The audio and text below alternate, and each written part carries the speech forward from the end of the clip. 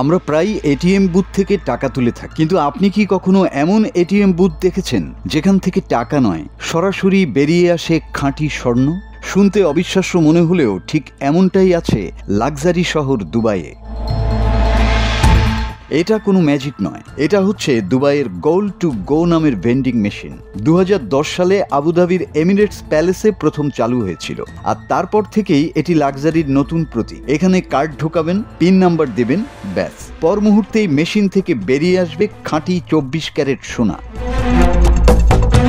এগুলোর দাম কারোর হাতে ঠিক করা নয়। মেশিনটি প্রতি কয়েক মিনিট পর পর ইন্টারনেট থেকে আপডেট নেয় আন্তর্জাতিক সোনার বাজার মূল্য, অর্থাৎ স্ক্রিনে যে দাম উঠবে সেটাই ইন্টারন্যাশনাল গোল্ড মার্কেটের আসল দাম। ছোট্ট 1 গ্রামের বার থেকে শুরু করে পূর্ণ 1 আউন্সের গোল্ড কয়েন যাই নিন না কেন, সব বের হবে সিল করা টেম্পার প্রুফ বক্সে, সঙ্গে একটি অরিজিনাল সার্টিফিকেট।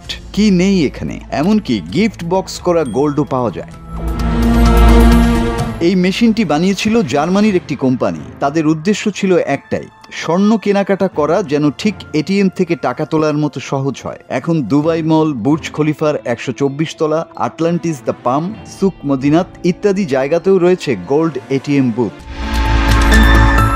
প্রতি মুহূর্তে লাক্সারির সংজ্ঞা পাল্টে দেয়া দুবাইতে টাকা শুধু ব্যালেন্স নয়, এখানে এটিএম মানেই স্বর্ণের খনি। মাসুদ হাসান, বাংলা টিভি।